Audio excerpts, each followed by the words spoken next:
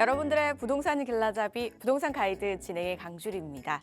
고물가와 경기 침체의 여파가 장기화가 되면서 내수 시장이 부진을 겪는 반면 해외여행을 떠나는 여행객 수는 급증한 것으로 나타났습니다.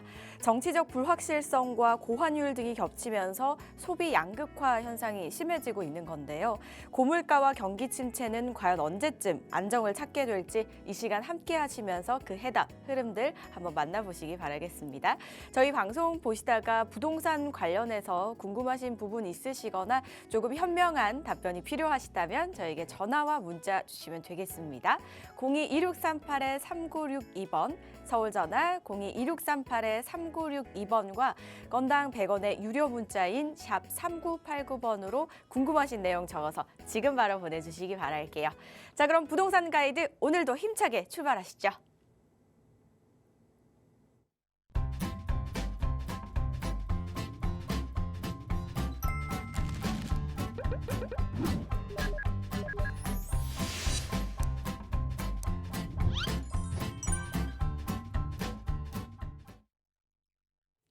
부동산 가이드 화요일의 남자 바로 만나보도록 하겠습니다. 동산이형 부동산연구소의 박성일 팀장과 함께합니다. 어서 오세요, 팀장님.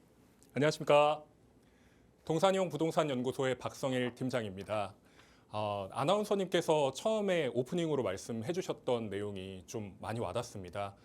경제 위기를 넘어 국가 위기까지 이야기가 나오고 있는 상황인데요. 이러한 상황 속에서도 우리는 어떤 스탠스를 취해야 될까 고민이 참 많으실 거라 생각합니다. 그러나 우리나라 같은 경우에는요, 이런 경제적 위기, 그리고 정치적 위기, 외교적 위기까지도 잘 극복해 나갔던 나라입니다. 향후에도 계속 극복을 하면서 잘 이겨낼 우리나라, 이 중에서도 부동산 자산 같은 경우에는 항상 오르락 내리락 했었거든요. 지금은 조금 내려간다고 얘기가 많이 나오고 있지만 오히려 지금이 기회라고 생각을 합니다. 이 기회 잘 살리셔서 부동산 시장에서 성공하는 투자 하실 수 있도록 저 박성일 팀장이 열심히 준비해 보겠습니다. 맞습니다. 우리나라는 그 어떤 위기도 정말 아주 잘 헤쳐나갔던 그런 나라죠.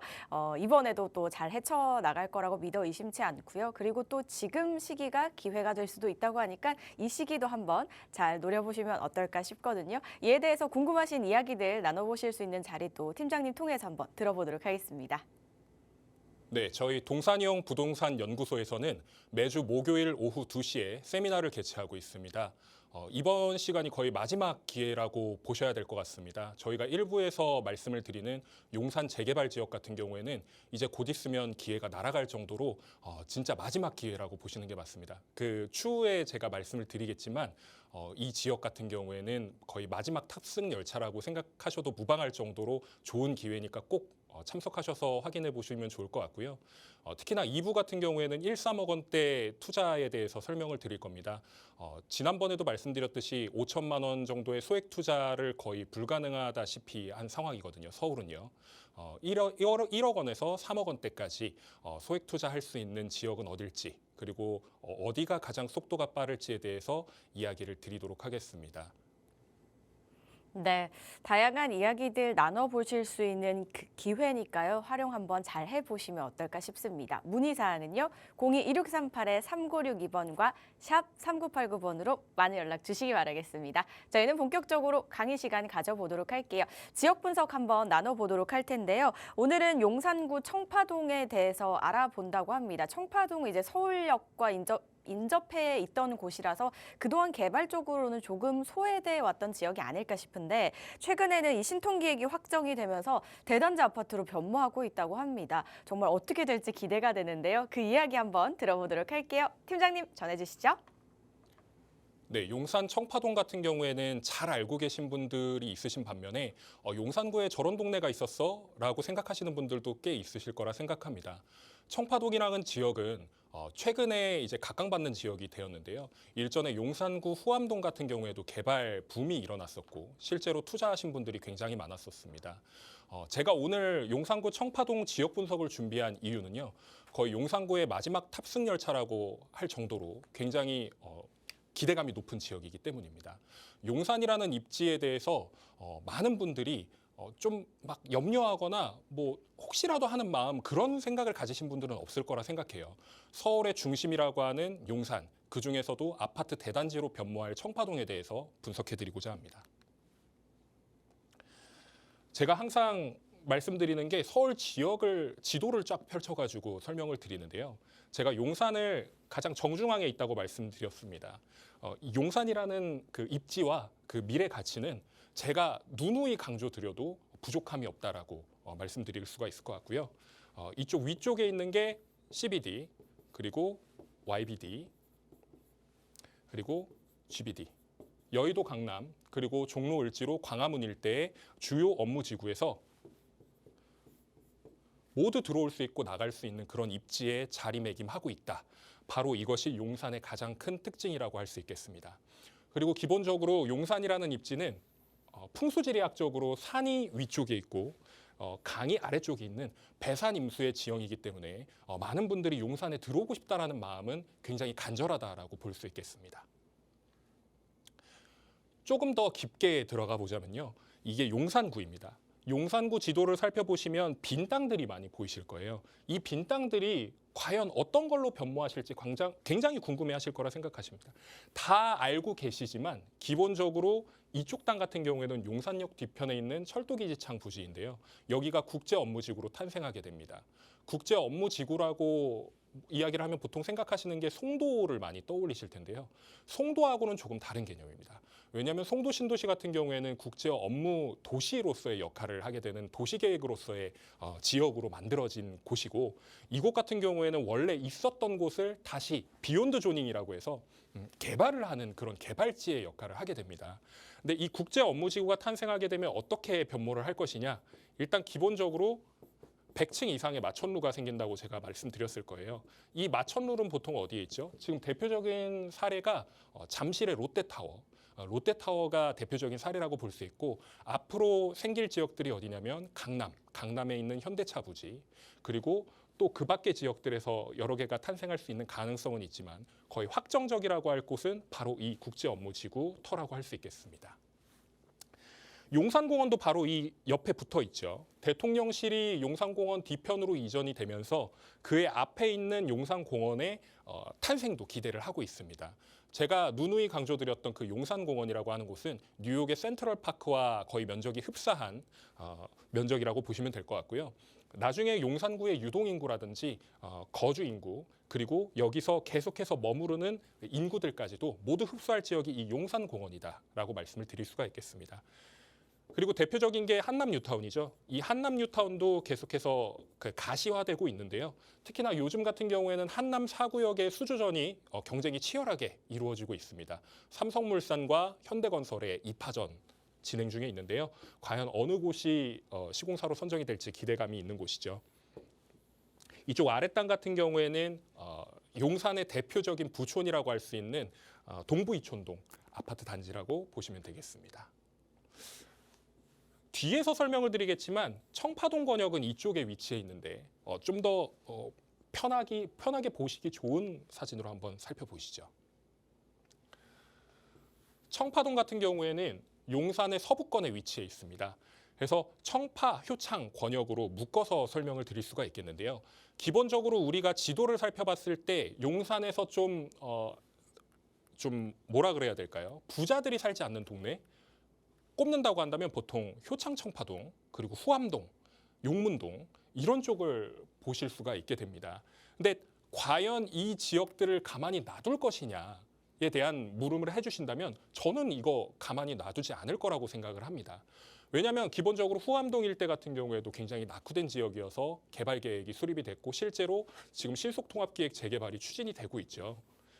청파동, 효창동 같은 경우에도 역세권 개발 사업으로 계속해서 진행 중에 있고, 이 원효로 일대와 한강로 일대, 그리고 용산 이가동 같은 경우에는 약간 좀 배제가 돼 있지만 여기는 대부분이 용산 공원으로 묶여져 있기 때문에 그렇다 치더라도 이 지역이 이미 재건축, 리모델링 사업이 계속 진행 중에 있고, 이 윗단 같은 경우에는 재개발 사업으로 새롭게 천지개벽할 준비를 하고 있다.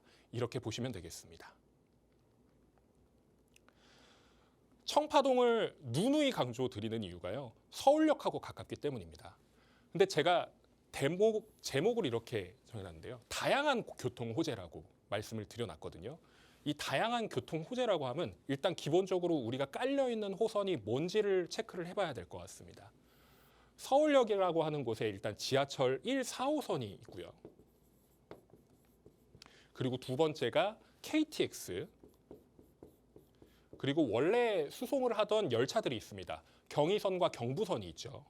그 밖에도 완성이 된 GTX-A, 그리고 향후에 들어올 GTX-B, 그리고 신안산선과 신분당선 등 다양한 철도들이 집약되는 곳이 어디냐, 시설이 어디냐, 위치가 어디냐라고 따져본다면 바로 이 서울역이 되는 겁니다.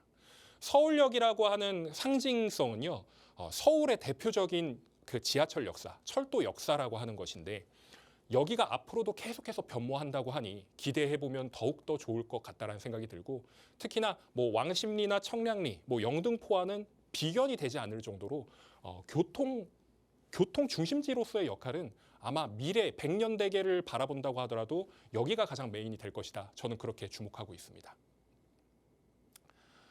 보시면 아시겠지만 서울역 윗단에는 북부 역세권 개발 사업이라고 하는 사업이 추진이 되고 있는데요. 이 북부 역세권 개발 사업이라고 하면 강남에 있는 코엑스 단지와 비슷한 그런 업무 상업시설을 만든다라는 것입니다. 기본적으로 호텔이 들어서고요. 이쪽에 사무 공간인 오피스가 들어서게 될 것이고 컨벤션이라고 하는 그 회의 장소 그리고 판매 시설, 위락 시설 등이 자리매김할 예정이고요. 특히나 주거 공간인 오피스텔도 마련이 될 계획입니다.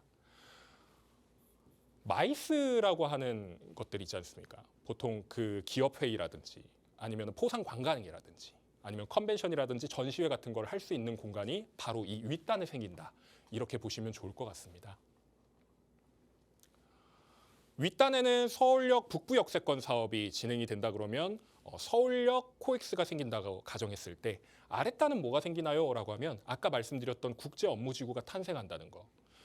예전에 계속해서 말들이 많았습니다. 이 국제업무지구 얘기는 나왔는데 이거 언제 되는데요? 뭐 한 30년, 40년 걸리겠네요 라고 하지만 실질적으로는 이미 털을 다 닦아놨고요.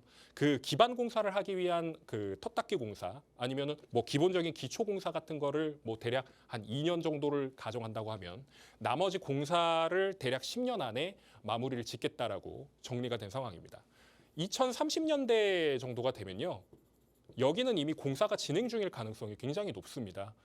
이게 완성이 됐을 때는 이미 용산에 들어갈 수 없다라는 얘기죠. 뭐 강남의 코엑스라든지 아니면은 뭐 롯데월드가 롯데타워가 잠실에 만들어졌을 때 그 일대의 시세나 이런 것들의 영향을 안 받았을 수가 없습니다. 여기도 마찬가지겠죠. 국제업무지구가 탄생이 된다고 하면 여기에 주거 공간이 일단 기본적으로 깔려 있겠지만 이 주거 공간이 과연 내가 들어갈 수 있는 가격이느냐 이런 것들을 따져보셔야 되는 거거든요. 일반적인 서민들이라면 여기 절대 못 들어갑니다. 만약에 행여 들어간다고 할지라도 평형대가 작을 거예요. 그 평형대가 작은 곳에서 살고 싶으신가요? 저는 살고 싶지 않거든요. 물론 여기가 일자리거나 아니면 여기서 가까워야 하는 분들은 들어가실 수 있겠지만 기본적으로 여기는 들어가기 비싸다. 여기는 지금 들어갈 수도 없습니다. 왜냐하면 여기는 코레일 부지의 땅이거든요. 그러면 우리가 어디를 살펴봐야 되느냐 이런 것들을 좀 고민해 보셔야 될 텐데 기본적으로 용산의 개발 계획은 재건축, 재개발 백화점이라고 표현을 많이 합니다.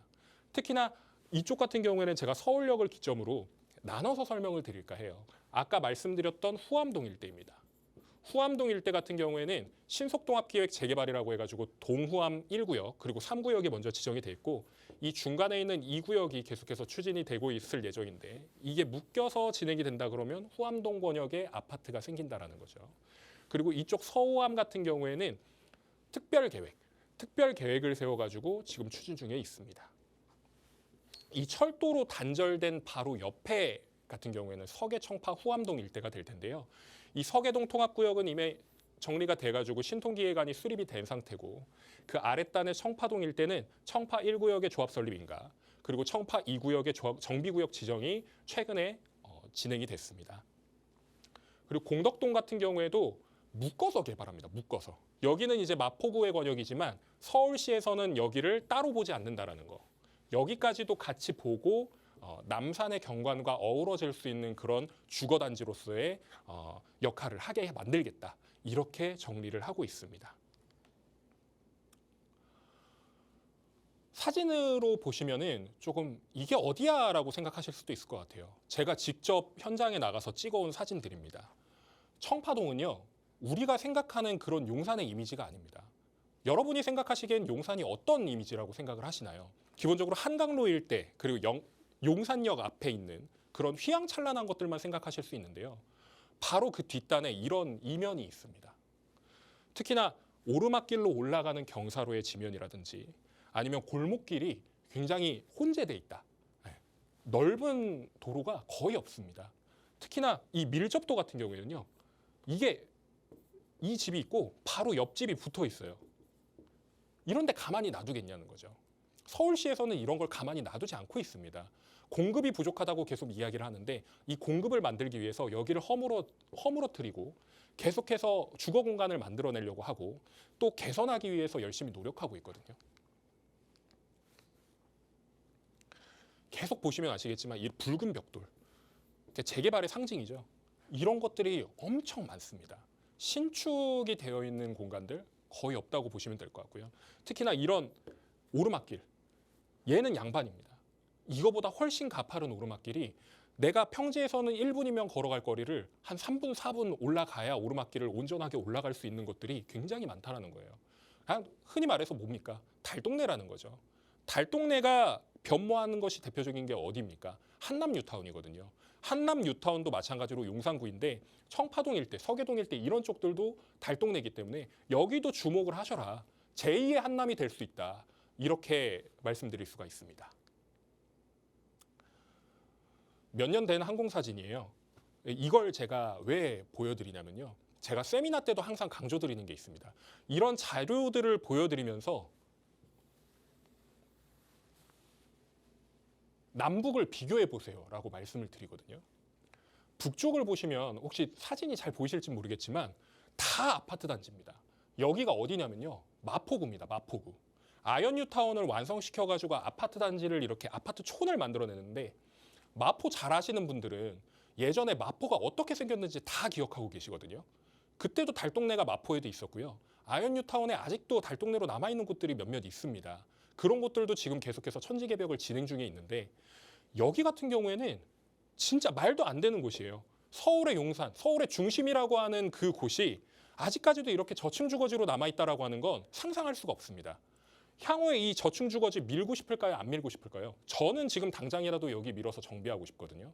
서울시장인 오세훈 시장 같은 경우에도 여기 빨리 재정비해서 빨리 좋은 주거 공간 만들어가지고 주민들 잘 살게 해주고 나 역시도 여기를 성공적으로 마무리를 했으니까 대선에도 도전을 해봐야 되겠다. 이런 야망도 가지고 계실 거란 말이에요. 여기 절대 가만히 놔두지 않습니다. 서계동 이미 시작됐어요. 여기가 청파동입니다. 청파동 시작 안 할까요? 이미 시작했습니다.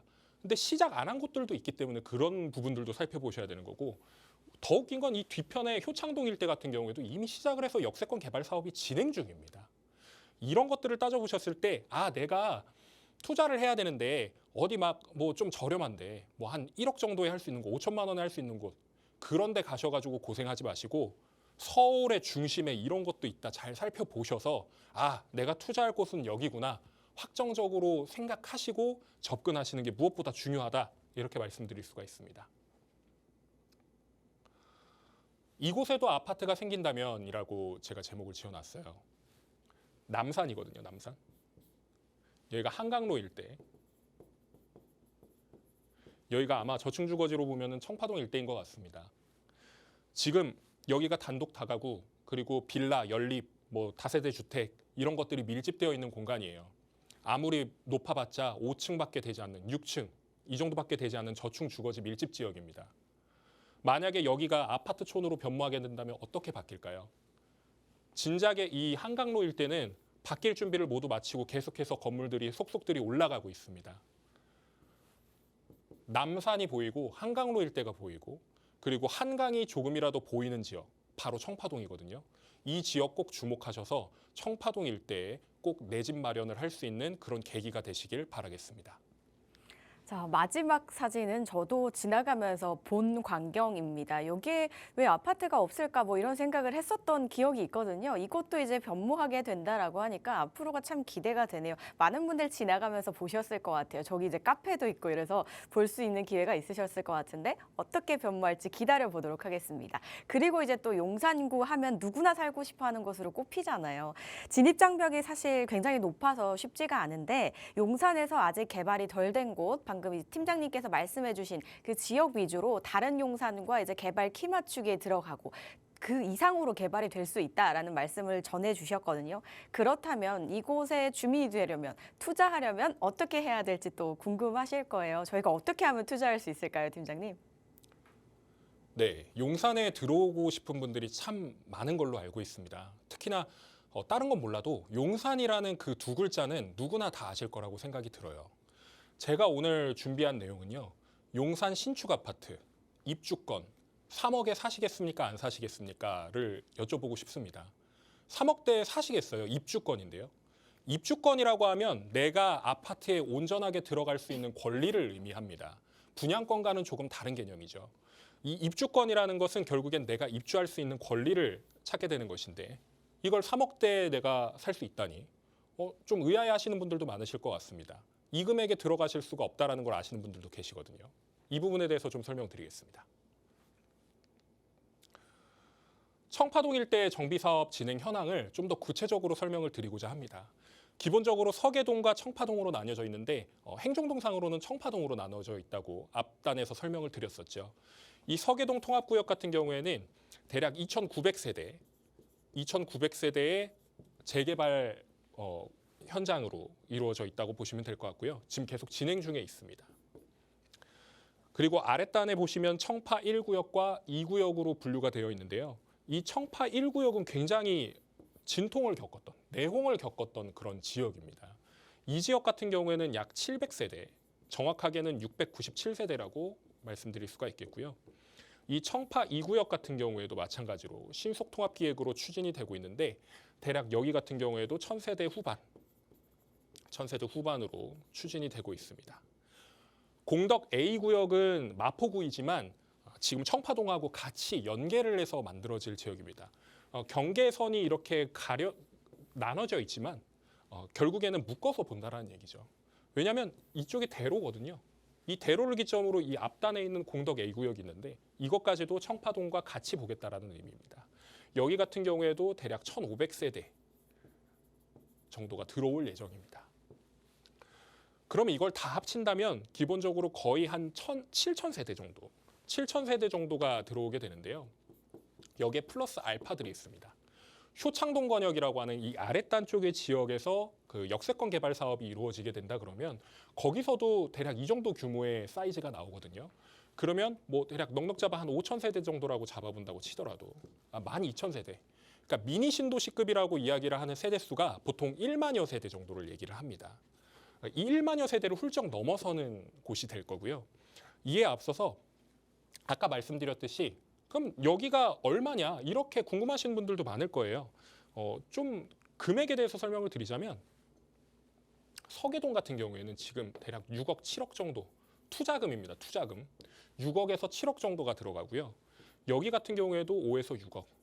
여기 같은 경우에도 5에서 6억 정도 들어갑니다. 여기 관심이 있어서 찾아보신 분들은 보통 어느 걸 찾아보시냐면 근린생활시설 이런 걸 많이 찾아보시거든요. 근린생활시설은 이거보다는 조금 싸지만 입주에 대한 부분에 리스크가 있습니다. 그런 부분들도 잘 따져보셔야 된다는 거죠. 그럼 이 금액으로 용산에 투자하시겠습니까? 라고 여쭤보면 보통 이 금액은 너무 부담돼요. 이 금액은 조금 어려울 것 같습니다. 이렇게 이야기하시는 분들이 굉장히 많습니다. 이게 결코 작은 돈이 아니거든요. 일반 서민들이 5억 가지고 있는 분들이 몇이나 되겠습니까? 근데 이 아랫단 같은 경우에는 아무것도 없는 것처럼 보이지만 제가 이제 설명을 드릴게요. 청파 1구역이 있고요. 청파 2구역이 있습니다. 그러면 당연히 비어있는 땅에도 뭔가 개발 붐이 일어나야 되는 게 지극히 정상인 거거든요. 여기 같은 경우에도 노후도가 이미 충족이 되어 있고 개발 붐에 대한 압력을 많이 받았기 때문에 이 지역 같은 경우에도 지금 추진 중에 있습니다. 가칭 청파 3구역이라고 하는 곳이고요. 1구역 다음, 2구역 다음 3구역으로 추진이 될 곳입니다. 여기를 왜 제가 설명을 드리냐면 보통 초기 재개발을 딱 이야기를 들으시면 진절머리 난다고 이야기하시는 분들도 있습니다. 초기 재개발 투자하면 엄청 오래 걸리잖아요. 20년, 30년이 돼도 안 생기는데요. 이렇게 말씀하시는 분들도 있거든요. 저는 그러면 나쁜 부동산 전문가일까요? 제가 결코 나쁜 부동산 전문가가 되고 싶지 않은 그런 마음이기 때문에 여기를 설명을 드리는 겁니다. 청파 3구역 같은 경우에는요. 아까 뒷단에서 보시면은 이렇게 그냥 정형화된 모습처럼 보여 있는데 실질적으로는 구역계를 이렇게 설정을 해놨습니다. 여기 교회가 껴 있어요. 재개발 잘 아시는 분들 그리고 모르시더라도 보통 교회 이슈 때문에 재개발이 무산되거나 아니면 문제가 생기는 경우가 비일비재하다는 사실은 매스컴을 통해서 많이 들어보셨을 거라 생각합니다. 일단 이 교회라는 것을 뺐습니다. 구역계에서 뺐고 그리고 이런 곳들 상권이죠. 이런 상권들 그리고 여기 잘 보이실지는 모르겠지만 여기가 학교입니다. 대학교거든요. 여기가 어디냐면 숙명여자대학교인데 이 대학교의 부설 시설들 그러니까 건물들을 학교하고 멀리 떨어뜨릴 수가 없잖아요. 그래서 남아있는 땅들이나 아니면 그 주변의 땅을 사서 이런 것들을 만들어 놓은 겁니다. 뭐 숙명인재관이라든지 뭐 그런 것들이 완성이 되어 있고 이런 것들을 다 빼고 지금 구역계를 설정해 놓은 상태입니다. 그럼 왜 투자해야 되는데요? 왜 이런 곳에 투자해야 되나요? 물어보시는 분들이 많은데요. 일단 핵심적인 요소는 바로 이렇습니다. 비아파트의 시장 기반을 정상화하겠다라는 정부의 노력이 껴있거든요. 이게 왜 나왔을까요? 우리가 그 빌라 전세 사기 이야기들 많이 들어보셨잖아요. 심지어는 빌라 포비아라고 하는 그런 공포증까지도 우리가 생기게 됐습니다. 특히나 주변 분들 중에서 빌라 전세 사기 겪어보신 분들 계속 몇 통 전화만 한번 걸어보시면은 내 주변 지인이 당했어라고 하실 정도로 굉장히 빈도가 높습니다. 이런 비아파트에 속해 있는 빌라라든지 오피스텔을 다시 끌어올리겠다라는 거예요. 미분양이 엄청 많이 나가지고요. 빌라업자들이 거의 다 죽음 상태에 놓여 있습니다. 심지어 뭐 목숨을 끊는 분들도 계셨다고 해요. 근데 그런 안타까운 사연들이나 이런 것들은 매스컴에 잘 나오지 않기 때문에 잘 모르지만 기본적으로 이 PF 사태라고 하는 원흉이 있었기 때문에 그리고 나서 빌라 포비아라는 문제 그리고 아직까지 계속해서 그 공포증이 남아있다라는 거. 보통 주식 투자하시면 어떻습니까? 공포에 살아. 이런 말씀들을 많이 하시는데요. 그거는 안전자산이 기본적으로 아닌 상태에서 공포에 살아. 그러면 너에게 수익을 가져다 줄 것이다 라고 얘기를 하지만 그게 어떤 종목인지 알고 어떻게 삽니까? 근데 기본적으로 이 빌라라는 것은 내가 거주할 수도 있고 아니면 남이 거주할 수도 있는 안전자산으로 분류가 돼 있기 때문에 이런 거에 있어서는 좀 이제 상대적으로 안전성을 가지고 있다는 게 포인트고요. 두 번째로는 제가 용산을 말씀드렸지 않습니까? 시청자님들께 한번 여쭤볼게요. 용산이라는 땅, 용산이라는 집값 오를 거라고 생각하십니까? 아니면 떨어질 거라고 생각하십니까? 아니면 그대로 이 상태가 유지될 거라고 보시나요? 저는 무조건 용산이 오른다고 생각하거든요. 이런 규제의 완화가 있을 때 이런 안전자산들에 투자를 한다라고 하면 더없이 좋은 겁니다. 여기다가 또 더 좋은 게 하나 있으니까 계속 설명을 드리자면 재개발이 있다는 거. 일반적인 생빌라를 산다라고 하는 거는 리스크가 있습니다. 근데 재개발에 투자한다라고 하면 다들 좋아하세요. 왜 좋아하는 걸까요? 재개발의 완성품은 뭡니까? 아파트거든요. 신축 아파트를 들어갈 수 있다라는 장점 때문에 내가 구매를 하는 것인데 그거에 대해서는 거기까지 생각 안 하시는 것 같아요. 이걸 할 수 있다라는 거. 특히나 6억 이하인 경우에는요. 주택수로 보지 않습니다. 세제 산정 시에는요. 이 말인즉슨 내가 무주택자 아니면 자녀가 무주택자 아니면은 내가 1주택을 가지고 있다라고 하면 무주택자와 1주택자를 구분해 볼게요. 내가 예를 들어서 샀습니다. 신축 빌라를 샀어요.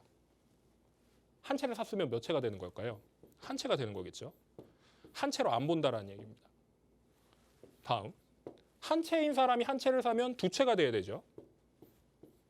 한 채로 봅니다. 그러니까 내가 주택을 샀는데 이 주택을 주택수로 보지 않는다라는 거예요. 물론 현물은 있습니다. 부동산은 내가 가지고 있는데 내가 두 채의 부동산을 가지고 있지만 세제 산정을 받을 때 한 채만 본다는 거예요. 내가 갖고 있는 한 채를 본다는 겁니다.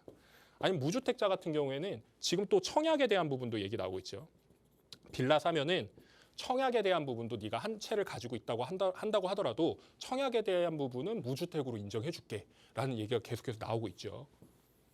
이런 부분들을 살펴봤을 때 이 규제를 내가 적극적으로 활용해야 되겠네 라는 생각을 하셔야지 규제가 나왔네, 뭐 규제 완화책이 나왔네 이러고 넘어가셔야 될 게 아니라는 겁니다. 제가 말씀드리는 구역이 현수막이 붙여 있습니다. 청파 3구역 신속통합 재개발 동의율 75% 달성. 그냥 숫자로만 보이시나요? 재개발 좋아하시는 분들이나 아니면 정비 사업을 진짜 하시는 분들은 이 75%라는 숫자에 환호합니다. 환호. 왜 환호할까요? 그냥 단순히 뭐 4분의 3이 넘어서 좋아하는 걸까요? 아니거든요. 기본적으로 재개발이나 재건축을 진행을 할 때 조합 설립인가라고 하는 이 조합을 만들 때 필요한 동의율이 몇 퍼센트냐? 75%입니다. 근데 여기가 지금 조합을 설립할 그런 단계는 아니에요. 여기가 지금 뭐냐면 아직 구역 지정도 되지 않았고 심지어 신속통합기획 재개발 추진 공모도 하지 않은 지역입니다. 그런데 75%가 달성이 됐다는 건 이미 여기에 있는 분들이 75% 이상의 사람들이 재개발을 원한다는 거예요. 75% 달성되면 어떻게 되는 거죠? 제가 아까 말씀드렸던 조합 설립 인가 시에 필요합니다라고 말씀드렸습니다. 그럼 나중에 구역이 지정되고 나서 조합 설립 인가가 된다라고 하면 이게 어떻게 되는 거죠? 조합 설립 인가 무난하게 된다라는 얘기입니다. 이 조합 설립 인가 때문에 주저앉는 현장들도 굉장히 많다라는 사실은 아시는 분들은 정말 잘 아실 테고 모르시는 분들이라면 이 조합이라는 게 결국엔 아파트를 짓는 행위에 대한 회사를 만든다라는 거거든요. 이 회사에 대한 것이 완성이 되느냐 완성되지 않느냐. 회사가 없으면 어떻게 일을 하나요? 네, 그런 거라고 보시면 될 것 같고 물론 조합이 없더라도 신탁 방식이라든지 다양한 방식으로 사업은 추진할 수 있으나 민간 재개발의 궁극적인 목표는 기본적으로 거기에 거주하는 거주민들로부터 완성이 되는 것이기 때문에 이 75%라는 숫자 굉장히 놀라운 숫자라고 보실 수 있겠습니다. 여기 같은 경우에는 곧 있으면 공모 이제 신청 접수 다 끝났잖아요. 신청서 제출할 예정입니다. 원래는 기준이 30%예요. 근데 30% 갖다 딸랑 낸 게 아니라 75%까지 만들어놨기 때문에 이거 제출하면은 자치구에서 75% 이상이 동의했다라고 하는데 허가 내주지 않을까요? 네, 자치구에서도 굉장히 긍정적으로 검토하고 서울시에 넘길 것입니다. 재개발에서 가장 궁금하신 게 이건 것 같아요. 뭐 빌라든 뭐든 뭐 사면 신축 아파트 분양 받을 수 있나요? 지금 사도 받을 수 있는 거예요? 못 받지 않아요? 이렇게 말씀하시는 분들이 굉장히 많은데 기본적으로 재개발지에 투자를 하셨을 때 원칙이 무엇입니까? 토지. 일정 면적 이상의 토지를 갖고 있거나 아니면 토지와 주택을 갖고 있으면 신축 아파트를 분양받을 수 있는 입주권이 생깁니다. 입주할 수 있는 권리죠. 이 입주권이 생기게 되는 것이 기본적인 원칙입니다. 보통 재개발을 한다 그러면 예를 들어서 1000세대를 만든다고 해보자고요. 그러면 여기 원래 살고 있던 사람들이 한 500명 정도 된다 그러면은 500세대가 더 생기는 겁니다. 근데 1200세대가 사는데 1000세대를 짓지 않아요. 200명은 그럼 어디서 사나요? 기본적으로 세대수 같은 경우에는 그 지역에서 조금 더 많이 나오는 조건으로 무조건 재건축, 재개발을 하기 때문에 뭐 1:1 재건축 이런 게 아닌 이상은 세대수가 지금보다 더 늘어난다. 그래서 내가 무조건 분양받을 수 있는 권리가 생긴다라고 보시면 되겠습니다. 분담금에 대한 얘기도 굉장히 많습니다. 이 분담금 때문에 재개발 포기하시는 분들도 많고 재건축 같은 경우에도 실거주 하시는 분들이 두려워하셔서 안 하시는 분들도 굉장히 많아요. 동의를 안 하시는 분들이요. 이 분담금은요.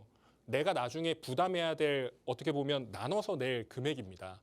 근데 기본적인 원칙은요. 분담금을 사업 중간에 내지 않아요. 그러니까 예를 들어서 내가 재개발에 동의합니다. 그러면 분담금을 뭐 지금 2억 내세요. 이렇게 하면은 2억 가지고 있는 사람이 몇이나 되겠어요. 다 거주민들인데 원주민들이지 않습니까? 근데 이 분담금을요.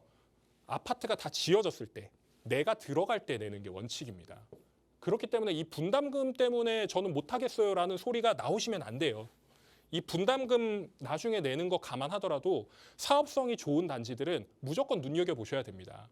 특히나 이 손실이라는 단어 제가 굉장히 싫어하는 단어인데 이 손실은 뭘까요? 결국 내가 투자를 하든 아니면 내가 매매를 해가지고 직접 살든 내가 샀던 금액보다 손해를 보면 손실이라고 이야기를 합니다. 근데 예를 들어서 내가 5억의 집을 샀다라고 하는데 이게 감정평가를 3억을 받았대요. 그럼 2억 손해본 거네? 라고 이야기하시는 분들이 굉장히 많거든요. 감정평가액 같은 경우에는 떨어진 게 맞죠. 근데 나중에 아파트를 분양받고 나서 내가 이걸 판다고 가정했을 때 과연 얼마일까도 체크를 해보셔야 된다는 겁니다. 그 손실은 마지막에 내가 정리를 할 때 아니면은 내가 이걸 팔았을 때 과연 손실이 있느냐인데 핵심적인 건 재개발 투자에서 내가 샀던 금액보다 나중에 단계가 계속해서 진행되게 되면 그 단계 진행별로 피가 붙기 때문에 그 피를 받고 나가면 오히려 이득인 경우가 굉장히 많습니다. 근데 이런 것들을 보통 모르시는 분들은 특히나 어르신들 같은 경우에는 굉장히 싫어하시는 분들도 있죠. 그러면 그렇다 치더라도 재개발 사업 시작됐을 때 팔지 못하지 않아요? 이거 아파트 완성되고 나서 팔든가 뭐 해야 되는 거 아니에요? 라고 말씀하시는 분들이 많은데 기본적으로 비규제 지역이라고 하는 투기과열 지역이 아닌 곳들은 언제든 판매를 할 수 있습니다. 전매라고 하죠. 전매가 가능한데 제가 말씀드린 용산 같은 경우에는 어떻습니까? 투기과열 지구예요. 그러니까 규제 지역입니다. 이 규제 지역 같은 경우에는 재건축 같은 경우에는 조합 설립 인가가 이루어지는 시점부터 매매가 불가능하고요. 그리고 재개발 같은 경우에는 관리 처분 인가. 이 관리 처분 때까지는 팔 수 있다는 얘기고 두 번째로는 팔 수 있는 조건이 있습니다. 예를 들면 돌아가셨다든가 아니면 상속을 받았다든가 아니면 내가 이민을 간다거나 아니면 내가 요양을 위해서 모든 가족들이 떠나야 된다거나 이런 경우에는 처분이 가능하니까요. 사업 도중에는 매매가 불가능한 것은 전혀 아니라고 보시면 되겠습니다. 땅 평수가 큰 게 좋지 않나요? 라고 말씀하시는데 물론입니다. 땅이 많으면 많을수록 거거익선이라고 하잖아요. 클수록 많을수록 좋습니다. 단 재개발 지역 같은 경우에는 땅을 큰 거를 찾는다 그러면 못해도 수십억은 줘야 됩니다. 기본적으로 재개발 투자를 기본으로 해보자고요. 투자의 가장 제1원칙이 뭔가요? 돈 잃지 말라. 그리고 두 번째가 뭔가요? 투자를 현명하게 해야 되는 거잖아요. 내가 가지고 있는 돈으로 어디를 들어갈 수 있습니까? 따져봤을 때 상급지, 중급지, 하급지를 나눠가지고 뭐 이야기하는 경우도 있고 아니면은 뭐 단독이라든지 빌라라든지 뭐 오피스텔이라든지 이런 것들을 찾으시는 분들이 굉장히 많지만 기본적으로 이 대지 지분은 부가 요소입니다. 예전에는 대지 지분이 높으면 높을수록 더 받습니다라고 얘기를 하지만 요즘에는 트렌드가 달라졌어요. 대지 지분보다는 감정평가액을 높게 받는 거. 이 감정평가는 결국엔 어떤 것이냐? 실거래 사례, 거래 사례 비교법을 통한 그런 비교 방법, 그런 것들을 통해서 금액이 얼마 나왔느냐 이런 것들을 체크해 보셔야 된다는 거. 더 구체적인 건 세미나에서 말씀을 드릴 테니까 관심 있는 분들은 목요일에 세미나 참석해 보시면 더욱 좋겠죠.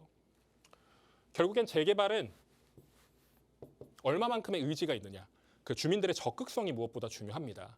근데 앞에서 보셨듯이 75%의 동의서를 진구받은 곳들은 이미 주민들의 적극성이 정리가 된 곳이에요. 그러니까 적극적이라는 거를 이미 우리가 살펴볼 수가 있습니다.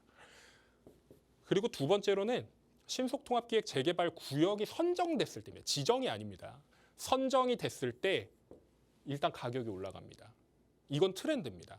제가 여러 현장을 비교해 보면서 구역이 지정되기 전, 그러니까 공모지로 선정되기 전과 후를 비교해 봤을 때 하급지라고 분류되는 것들도 5천만 원이 올라갔어요. 전과 후를 비교했어요. 매매가가 올라가면 그 얼마 안 되는 기간 동안 5천이면 그냥 투자금이 5천이 올라갔다라고 생각하시면 됩니다. 근데 용산이라고 하면 얼마까지 올라갈 것 같으세요? 단순히 5천만 원 오를 거라고 저는 생각 안 합니다. 이런 기대감이나 관심도가 높은 지역들은 더 오를 가능성이 높다라는 걸 살펴보실 수 있고 정비구역 지정과 조합 설립인가 회사 설립하면 어떻게 됩니까? 2차 상승이 이루어지죠. 진짜 사업을 시작하게 되는 거니까요. 사업이 가시화가 되고 이건 눈에 보이는 사업이구나라는 게 보이면 2차로 더 퀀텀 점프가 가능하다라는 거 살펴보실 수 있습니다. 단계는 이렇게 살펴보실 수 있고 더욱 구체적인 단계가 궁금하시면 세미나 참석하시면 좋을 것 같고요. 특히나 느리다라고 말씀을 하시는 분들께 전달해드리고 싶은 게 조합 설립까지 얘가 3년 걸렸습니다. 3년 조금 더 걸렸는데 이거 원래 몇 년 걸렸나요? 조합 설립하는데 5년, 많게는 10년, 청파 1구역 제가 얼마 걸렸다 그랬죠? 20년 가까이 걸렸습니다. 이 3년은 센세이션한 기간이에요. 이거 꼭 살펴보시길 바라겠고요. 특히나 청파 2구역 제가 비교해드렸던 이 분양가, 조합원 분양가가 가정 추정치가 나왔는데요. 제가 편하게 그냥 4억으로 잡아놨습니다. 투자금이 예를 들어서 4억이라고 했는데 권리가액이 4억이 나왔다. 동일하게 가정을 해본다 그러면 지금 이거 분양가는 추정한 내용 그대로입니다. 청파 2구역의 내용이니까 쭉 살펴보시면 이것과 비슷하게 갈 가능성이 높아요. 제가 말씀드린 청파 3구역도요. 분양가가 이렇게 나온다 그랬을 때 분담금이 이 정도로 나옵니다. 그러면 더하면 결국에 이 금액이 이 금액이에요.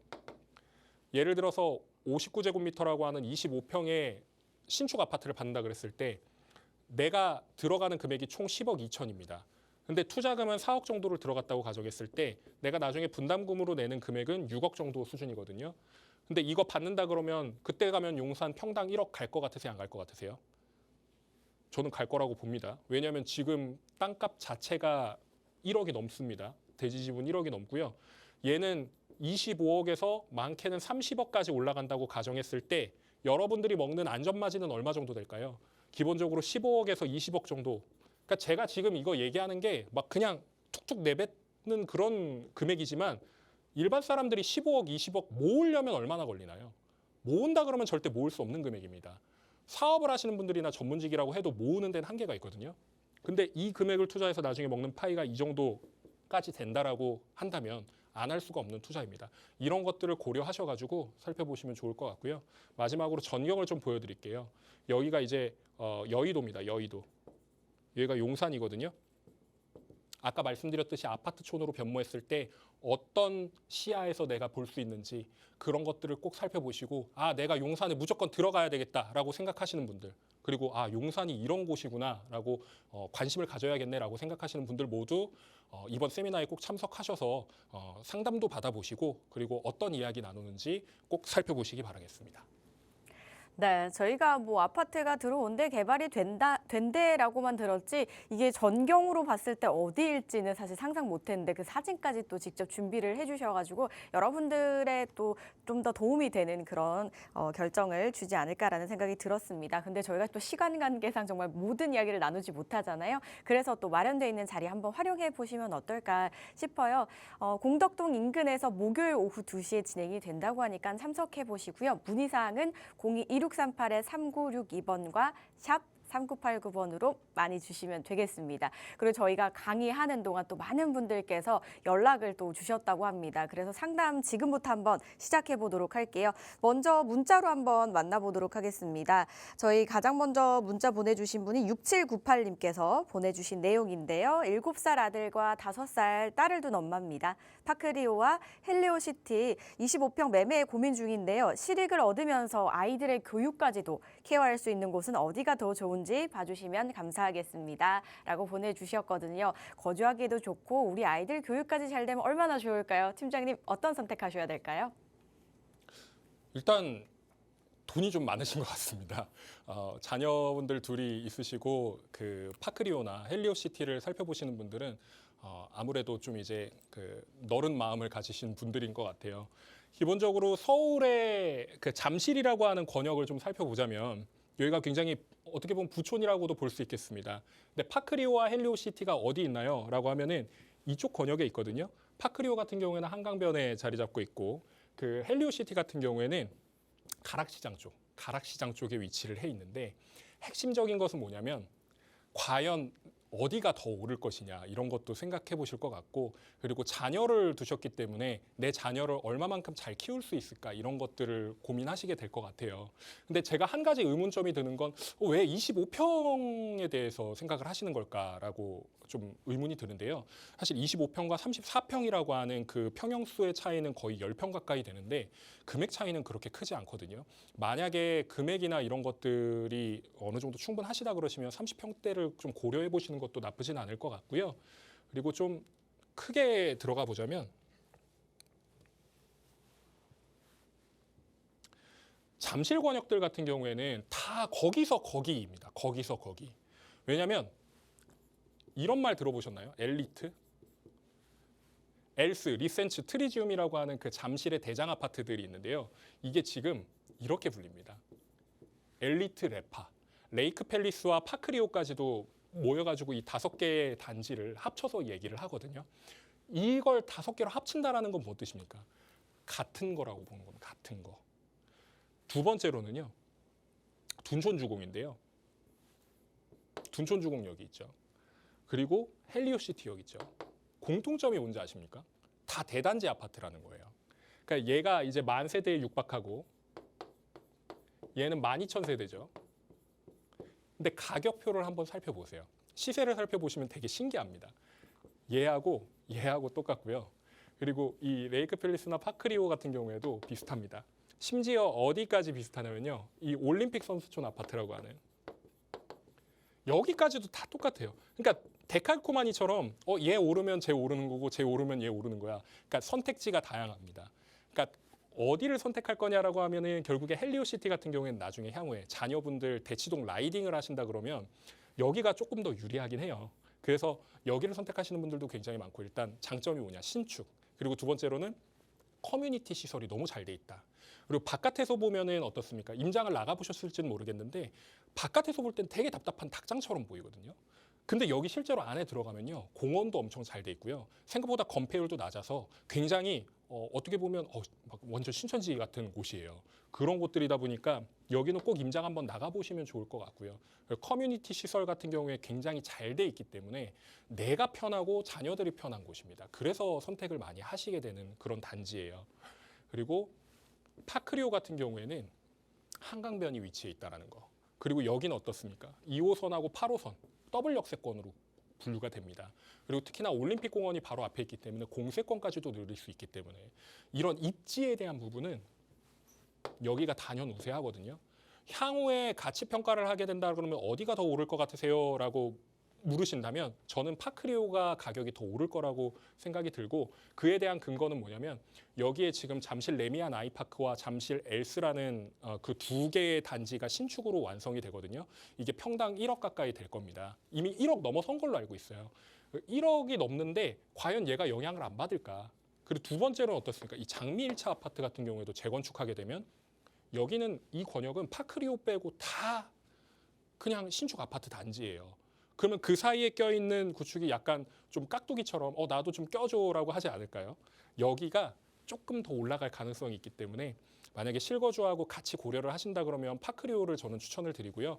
만약에 제가 아까 임장 말씀드렸잖아요. 헬리오시티를 가보셔서 여기도 나쁘지 않은데 생각하시면 헬리오시티도 추천을 드립니다. 왜냐하면 가격은 점점 이제 비슷한데 향후에 가치 평가하게 된다면 얘가 조금 더 올라갈 것 같은 기대감이 있어서 파크리오를 추천드린 겁니다. 예, 두 곳 다 굉장히 훌륭한 곳이지만 파크리오가 이제 가치 평가로는 전망이 조금 더 우세하지 않을까라는 의견 주셨으니까 잘 비교해 보시고 좋은 선택해 보시기 바라겠습니다. 저희가 빠르게 다음 문자 하나 더 만나볼게요. 2309님께서 보내주셨는데요. 미아역에 엘리프 미아 2단지 분양권을 소유 중에 있는데 전망이 어떨지 매도와 보유 중에 뭐 어떤 선택을 해야 될지 궁금하다고 보내주셨습니다. 팀장님. 미아역 같은 경우에는 이게 노도강이라고 하는 곳에 강북구에 위치해 있잖아요. 기본적으로 이 미아역이라는 이곳에 이슈가 뭐가 있느냐라고 하면은 딱히 이슈가 없는 지역 중에 하나예요. 이슈가 보통 어디에 묶여 있냐면 이 미아 사거리역 그리고 여기 위에 있는 수유역 이런 쪽이거든요.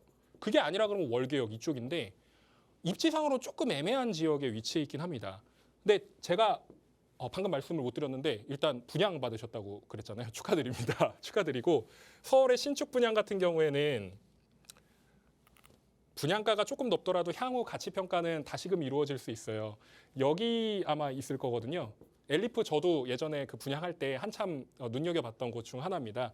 이 미아동 같은 경우에는 여기만 아마 용적률을 뽑아먹을 수 있는 용도 지역을 받았을 거예요. 그래서 여기가 세대수가 그렇게 많진 않죠. 세대수가 많진 않지만 도보로 일단 여기 가깝고 그리고 이쪽 학교나 이런 것들이 가깝기 때문에 향후에 좀 더 이제 가치가 올라갈 가능성은 있고요. 지금 고분양가라고 얘기를 하는데 사실 이 분양가가 조금 높긴 합니다. 높긴 하지만 향후에 가치 평가를 따져본다 그러면 조금 더 올라갈 가능성은 있어서 만약에 실입주까지 고려하신다 그러면 조금 살아보시고 나오셔도 될 것 같아요. 당장 뭐 지금 막 빨리 처분해라 이런 건 아닐 것 같습니다.